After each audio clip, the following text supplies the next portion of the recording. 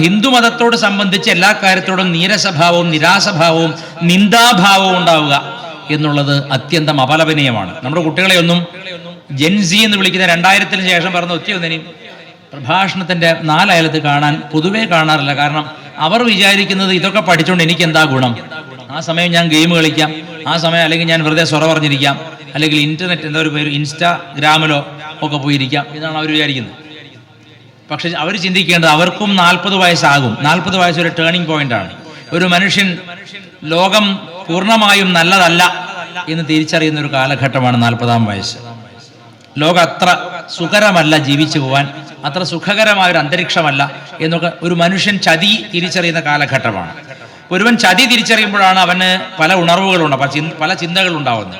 ഞാൻ എന്തുകൊണ്ട് ചതിക്കപ്പെട്ടു, എന്തായിരുന്നു എൻ്റെ ഭാഗത്തെ തെറ്റ്, എന്തുകൊണ്ട് എനിക്ക് ഈ അധർമ്മം നേരിടേണ്ടി വരുന്നു, ഇങ്ങനെയൊക്കെ ഒരു മനുഷ്യൻ ചോദ്യങ്ങൾ ചോദിച്ചു തുടങ്ങുന്ന ഒരു കാലത്ത് മാത്രമേ ഹിന്ദുമതം ഉപകാരപ്പെടുകയുള്ളൂ.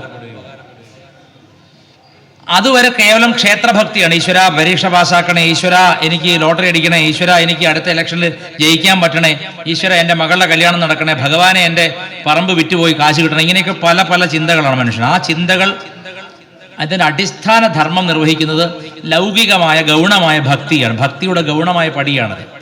ഭക്തിക്ക് 2 പടിയുണ്ട്. 1-ാം പടി ഗൗണമാണ്. ഗൗണം എന്ന് പറഞ്ഞാൽ വളരെ താണ പടിയാണ്. എന്ന് വെച്ചാൽ ആവശ്യങ്ങളും ആഗ്രഹങ്ങളും മനസ്സിലിരുന്നു കൊണ്ട് ചോദിക്കുന്ന ചോദ്യങ്ങളും ഈശ്വരനോട് ഒരു നീക്കുപോക്കിന്റെ കാലഘട്ടമാണ്. ആ നീക്കുപോക്കിന്റെ കാലഘട്ടം കഴിഞ്ഞാൽ പിന്നെ നേടേണ്ടത് നേടിയാൽ, നമ്മൾ പറയുമല്ലോ പണ്ട് പാലം കടക്കുവോളം നാരായണ നാരായണ, പാലം കടന്നാൽ പിന്നെ കൂരായണ എന്ന് വിളിക്കുന്ന ലോകമാണ്. ഒരുവൻ അവന്റെ കാര്യങ്ങൾ നേടിയാൽ 2-1 സംഭവിക്കും. ഒന്നല്ലെങ്കിൽ അവൻ കടുത്ത ഭക്തനാവും, ഗുരുവായൂരപ്പന്റെയോ വൈക്കത്തപ്പന്റെയോ ഒക്കെ ഭക്തനാവും. അല്ല, കാര്യം നടന്നില്ലേ, അവൻ നിഷേധിയും യുക്തിവാദിയുമാവാം. അല്ലെങ്കിൽ അവൻ എന്തുകൊണ്ട് എനിക്ക് ഇങ്ങനെ സംഭവിച്ചു, എന്തുകൊണ്ട് എനിക്ക് ആഗ്രഹം നടന്നില്ല, ഇച്ഛാഭംഗം ഭക്തിയിലേക്കുള്ള ഒരു ഇൻവിറ്റേഷൻ കാർഡാണ്. ഒരാളുമായിട്ട് വിവാഹം ഉറപ്പിച്ചു. ആ ഉറപ്പിച്ച വിവാഹത്തില് എല്ലാം ഉത്സാഹത്തോടുകൂടി നടത്തി. വിവാഹത്തിന്റെ തൊട്ട് തലേന്ന് എന്തോ കാരണത്താൽ വിവാഹം മുടങ്ങിപ്പോകുന്ന അനേകരെ എനിക്കറിയാം. അത് കൊടിയ ദുഃഖമേൽപ്പിക്കുന്ന ഒന്നാണ്. ഇച്ഛാഭംഗം, ഫ്രസ്ട്രേഷൻ കൊണ്ടുവരുന്നതാണ്. അപ്പോഴാണ് മനുഷ്യൻ ചോദിക്കുന്നത്, എന്താണ് എനിക്ക് സംഭവിക്കുന്നത്, ഞാൻ എന്താണ് തെറ്റ് ചെയ്തത്. അപ്പോഴാണ് ജ്യോത്സ്യന്മാർക്ക് തിരക്കുകൂടെ. അവിടെ പോയിട്ട് നമ്മൾ പ്രശ്നം വെക്കാനും, അവരെ കൊണ്ട് വേറെ പ്രശ്നമുണ്ട്, ജ്യോത്സ്യന്മാരെ കൊണ്ടുള്ള പ്രശ്നം വേറെയുണ്ട്, അത് പിന്നെ പറയാം. അപ്പം ഈ പ്രശ്നമൊക്കെ വെച്ച് കഴിയുമ്പോഴാണ് ഇങ്ങനെ കുലദേവതയുടെ ദോഷമുണ്ട്, കുലദേവത ക്ഷേത്രത്തിൽ ചെയ്തിട്ടില്ല, നാഗത്തിൻ്റെ ദോഷമുണ്ട്, ഇങ്ങനെ പല ദോഷം പറയും. എല്ലാ ദോഷങ്ങളും ഒരു സൈഡിൽ മാറ്റി വെച്ചിട്ട് നമ്മൾ മറ്റൊന്ന് ചിന്തിക്കുക. നമ്മൾ ഭഗവാനെ ജീവിതത്തിൽ എപ്പോഴെങ്കിലും സ്വാർത്ഥ കാര്യത്തിനല്ലാതെ പ്രേമിച്ചിട്ടുണ്ടോ? വളരെ എസെൻഷ്യൽ ക്വസ്റ്റ്യൻ ആണ്. നമ്മൾ ഭഗവാനെ എപ്പോഴെങ്കിലും സ്വാർത്ഥത്തിനല്ലാതെ പ്രേമിച്ചിട്ടുണ്ടോ എന്നുള്ളതാണ്. എപ്പോഴെങ്കിലും. പ്രേമം എന്ന് പറഞ്ഞാൽ എന്താണ്? ഇംഗ്ലീഷുകാരുടെ ലവ് അല്ല. ഇംഗ്ലീഷിൽ ലവ് എന്ന വാക്ക് വരാൻ കാരണം സംസ്കൃതത്തിലെ ലോഭമാണ്. ഹിന്ദിയിൽ ലോഭ് എന്ന് പറയും, ലോഭ്. ആ ലോഭ് മാറിയിട്ടാണ്, ലോഭം മാറിയാണ് ലവ് ആയത്. ഇപ്പോൾ ഇംഗ്ലീഷുകാരൻ്റെ സായിപ്പിന്റെ ലവ് എന്ന് പറഞ്ഞാൽ ഇങ്ങോട്ട് എന്ത് കിട്ടുന്നു നോക്കിയിട്ടാണ് അങ്ങോട്ട് പ്രേമം. ഇപ്പൊ കണ്ടില്ല, ഒരു പെൺകുട്ടിയെ ഒരു ചെറുപ്പക്കാരൻ കല്യാണം കഴിച്ചു, 100 ഏക്കർ പറമ്പും കൊടുത്തു, ഒരു കാറും കൊടുത്തു. അപ്പൊ ഇവൻ പ്രതീക്ഷിച്ച കാറല്ല കിട്ടിയത്. അപ്പൊ അവൻ ആ കാർ ഒന്ന് അപ്ഗ്രേഡ് ചെയ്യണം. അതിനുവേണ്ടി നിരന്തരമായും ഈ പെൺകുട്ടിയെ പലതും പറഞ്ഞ് ഭീഷണിപ്പെടുത്തിക്കൊണ്ടിരുന്നു.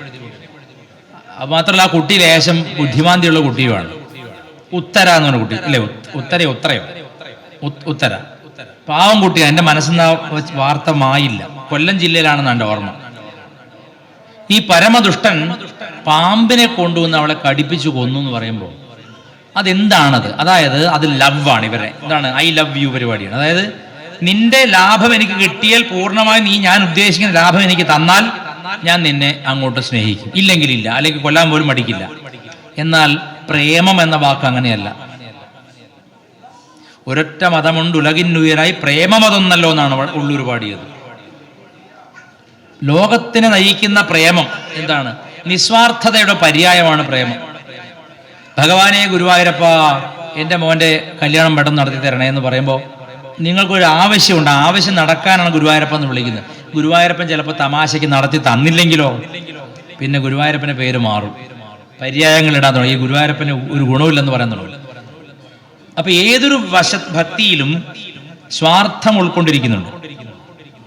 നിസ്വാർത്ഥമായി ഭഗവാനെ സേവിക്കാൻ കഴിയുന്നവനാണ് ലോകത്തെ ഏറ്റവും വലിയ ഭാഗ്യവാൻ. അങ്ങനെ ഒരു അവസരം കോടിയിൽ ഒരാൾക്കേ വന്നു ചേരുകയുള്ളൂ.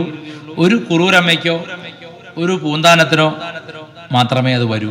മേൽപ്പത്തൂരിന്റെ ഭക്തിയോ നിങ്ങൾ ചോദിക്കാം. മേൽപ്പത്തൂരിന്റെ ഭക്തിയിൽ അല്പം സ്വാർത്ഥത കലർന്നിട്ടുണ്ട്. കാരണം തൻ്റെ വാതരോഗ ശമനത്തിനായിക്കൊണ്ടാണ് നാരായണീയം എഴുതി സമർപ്പിച്ചത്. എൻ്റെ രോഗം ശമിക്കാൻ ഞാൻ ഭഗവാനെ പ്രാർത്ഥിച്ചു. പൂന്താനത്തിന്റെ ഭക്തി അങ്ങനെയല്ല. ജീവിതം ഉടനീളം നഷ്ടം മാത്രമേ ഉള്ളൂ. കൊടിയ നഷ്ടങ്ങൾ, ശിശുമരണം, എന്തെല്ലാം ദുഃഖങ്ങൾ പൂന്താനം അനുഭവിച്ചിട്ടും പൂന്താനം ഭഗവാന്റെ നാമം പ്രേമത്തോടെ മുടങ്ങാതെ നിരന്തരം ഉച്ചരിച്ചുകൊണ്ടിരുന്നു. അപ്രകാരമുള്ളൊരു ഭക്തി സിദ്ധിക്കണമെങ്കിൽ കോടി കോടി ജന്മങ്ങളുടെ പുണ്യം വേണം എന്നാണ് പറയുന്നത്.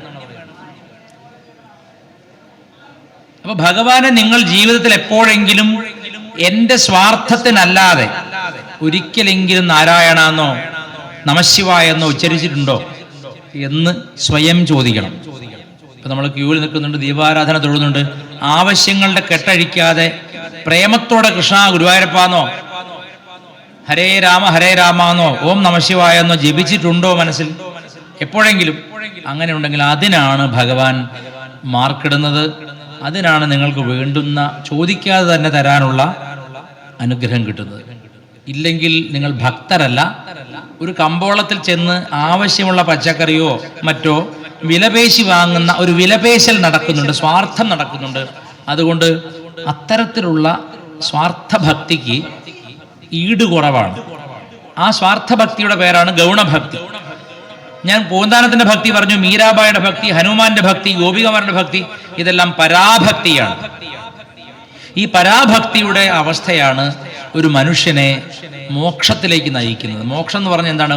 പൂർണ്ണമായും ഈ 6 വൈരികളും ഇല്ലാതായ, ഷഡ്വൈരികളും ഇല്ലാതായി, കാമക്രോധ ലോഭ മോഹ മത മാത്സര്യങ്ങളെല്ലാം ഇല്ലാതായി മനസ്സ് എന്തെന്നില്ലാത്ത പ്രശാന്തി അനുഭവിക്കുന്ന, അവിഛിന്നമായ പ്രശാന്തിയെ നുകരുന്ന അസുലഭമായ അവസ്ഥയാണ് പ്രേമഭക്തി. അത് പരാഭക്തിയാണ്. അത് ചൈതന്യ മഹാപ്രഭുവിനോ രാമകൃഷ്ണ പരമഹംസർക്കോ വിവേകാനന്ദ സ്വാമികൾക്കോ ഒക്കെ അനുഭവവേദ്യമായിട്ടുണ്ടാകാം. നമുക്കൊന്നും അത് സ്വപ്നേവി ചിന്തിക്കാൻ പറ്റും. സ്വപ്നത്തിൽ അഥവാ ഗുരുവായൂർ അമ്പലമറ്റോ എന്ന് കണ്ടാൽ അപ്പോൾ തുടങ്ങും, ഗുരുവായൂരപ്പ എൻ്റെ കല്യാണം നടത്തി തരണേ. അവിടെയും ആവശ്യം ഉന്നയിക്കുകയാണ്. ഈ സ്ഥാനാർത്ഥികൾ നമ്മുടെ വീട്ടിൽ വരുമ്പോൾ നമ്മുടെ ബന്ധുക്കളെക്കാൾ നന്നായി ചിരിക്കും, അല്ലേ? ബന്ധുക്കളൊന്നും ചിരിച്ചോണമെന്നില്ല. സ്ഥാനാർത്ഥികൾ വീട്ടിൽ വരുമ്പോൾ നല്ല പുഞ്ചിരി, പാൽ പുഞ്ചിരിയാണ്, വല്ലാതെ സ്നേഹമാണ്. നമ്മുടെ വീട്ടിൽ സുഖമില്ലാതെ കിടക്കുന്ന ആളെ കണ്ടു കഴിഞ്ഞാൽ തലോടും, ഒരു കുഴപ്പമില്ലാതെ എല്ലാവരും ആലിംഗനം ചെയ്യും, ഒരു കുഴപ്പമില്ല. എന്താണ് അതിൻ്റെ അർത്ഥം? അത് അയാൾക്ക് നമ്മളുള്ള സ്നേഹമാണോ പ്രേമമാണോ? അല്ല, അത് ലോഭമാണ്. അയാൾക്ക് ജയിക്കണം, അതിന് നിങ്ങളുടെ വോട്ട് ആവശ്യമാണ്. അപ്പൊ അയാൾ പതിവിലും നന്നായിട്ടും മികച്ചതായിട്ട് പെരുമാറാനും സ്നേഹത്തോടെ ചിരിക്കാനും ഒക്കെ നോക്കും. അപ്പൊ ഈ കാപട്യം നിറഞ്ഞ ലോകത്തിലെ വോട്ട് അഭ്യർത്ഥിക്കുന്ന ഒരു സ്ഥാനാർത്ഥിയുടെ സ്ഥാനമാണ് മഹാക്ഷേത്രങ്ങളിലെ ഭക്തന്മാർക്കുള്ളത്. അവർ ചെല്ലുന്നു, ആവശ്യം അറിയിക്കുന്നു, കൃഷ്ണാന്ന് സ്നേഹത്തോടെ വിളിക്കുന്നു. ഇതിൽ നമ്മൾ വീണുപോയി വോട്ട് ചെയ്താലും കൃഷ്ണൻ വോട്ട് ചെയ്യില്ല. കാരണം ശ്രീകൃഷ്ണൻ സർവജ്ഞനാണ്, ഈശ്വരാവതാരമാണ്. അതുകൊണ്ട് നമ്മുടെ ഉള്ളിലെ ഇംഗിതം ഭഗവാൻ അറിയാം. അപ്പൊ എന്ത് നമ്മൾ ചെയ്യണം? നമ്മൾ ചെയ്യേണ്ടത് ദിവസേന ഒരല്പസമയം ഒന്നിനും വേണ്ടി അല്ലാതെ, ഒരാവശ്യമില്ലാതെ തന്നെ നാമം ജപിക്കാൻ മാറ്റിവെക്കണം. അതിനാണ് മാർക്ക്. മറ്റൊക്കെ ചുമ്മാതാണ്, മറ്റൊക്കെ ഭഗവാൻ അറിയാമോ? പിന്നീട് നിന്നെ എനിക്ക് നന്നായിട്ട് അറിയാമല്ലോ, നിന്റെ ചിരിയൊക്കെ എനിക്ക് മനസ്സിലായതും ഭഗവാൻ അറിയാം. അതുകൊണ്ട് ആവശ്യങ്ങൾ ഉന്നയിക്കുമ്പോൾ ഉടനെ അത് നടത്തിത്തരാൻ നമ്മൾ ഓർഡറിലെയോ നമ്മുടെ വീട്ടിൽ വളർത്തുന്ന നായോ ഒന്നും അല്ലല്ലോ. നമ്മൾ ഭഗവാൻ സർവജ്ഞനാണ്, എല്ലാം അറിയുന്നവനാണ്. അപ്പൊ നമ്മൾ ഭഗവാന് വേണ്ടി 1 മണിക്കൂറെങ്കിലും ദിവസവും നിസ്വാർത്ഥമായി നാമം ജപിക്കുന്നവരുണ്ടെങ്കിൽ, ലളിതാ സഹസ്രനാമമോ വിഷ്ണു സഹസ്രനാമമോ സുന്ദരകാന്ഡമോ, ഇനി ഇതൊന്നുമില്ല പഴയ ജ്ഞാനപ്പാനയോ ഹരിനാമ കീർത്തനമോ, ഇനി ഇതൊന്നും ചൊല്ലാൻ അറിയില്ലേ? പണ്ട് നമ്മൾ ഹരേ രാമ രാമ രാമ ഹരേ ഹരേ, ഹരേ കൃഷ്ണ കൃഷ്ണ കൃഷ്ണ ഹരേ ഹരേ, ഓം നമഃശിവായ നമഃശിവായ ഇങ്ങനെയും ജപിക്കാം. നിസ്വാർത്ഥമായി ഭഗവാന് വേണ്ടി 1 മണിക്കൂറെങ്കിലും ചെലവിടാത്ത ഹിന്ദു റേഷൻ കാർഡ് ഹിന്ദുവാണ്, SSLC ബുക്കിൽ ഹിന്ദുവാണ്. അവനെ കൊണ്ട് യാതൊരു ഗുണവും ഈ ധർമ്മത്തിനില്ല. അപ്പൊ നിസ്വാർത്ഥമായി ഭഗവാനെ വിളിക്കുന്നവളായിരുന്നു പാഞ്ചാലി, ദ്രൗപദി. നിസ്വാർത്ഥമായി കൃഷ്ണ എന്ന് വിളിച്ചപ്പോൾ ഭഗവാൻ അവൾക്ക് ചേല കൊടുത്തു അനുഗ്രഹിച്ചു. അതിനൊരു പൂർവ്വകഥയുണ്ട്, അതിവിടെ വിശദീകരിക്കുന്നില്ല. ഭഗവാൻ ഒരു കീറ് തുണി കൊടുത്താൽ ഒരു പോത്തീസ് ടെക്സ്റ്റൈൽസ് തുണി മുഴുവൻ ഭഗവാൻ തരും. പറഞ്ഞു മനസ്സിലായോ? ഭഗവാന് വേണ്ടി എന്തെങ്കിലും ഭക്തിയോടെ നിസ്വാർത്ഥതയോടെ കൊടുത്താൽ അതിന്റെ 10,000 ഇരട്ടി തരാൻ ഭഗവാൻ അറിയാം. എന്തുകൊണ്ട് പെട്ടെന്ന് നടക്കുന്നില്ല? കർമ്മവിപാകം എന്ന് പറയും. കർമ്മവിപാകം. നിങ്ങൾ ചെയ്യുന്ന നല്ല കർമ്മങ്ങളുടെ ഫലം നിങ്ങൾ അനുഭവിക്കണമെങ്കിൽ അതിനു മുമ്പ് നിങ്ങൾ ചെയ്തു വെച്ചിരിക്കുന്ന ഘോര ദുഷ്ടകർമ്മങ്ങളുടെ ഫലം പോണ്ടേ? അതൊക്കെ മാറുമ്പോഴേ നല്ല ഫലങ്ങൾ വന്നു തുടങ്ങുള്ളൂ. അത് ജ്യോത്സ്യനെ കുറ്റം പറഞ്ഞിട്ടും കാര്യമില്ല, ഗുരുവായൂരപ്പനെ കുറ്റം പറഞ്ഞിട്ടും കാര്യമില്ല.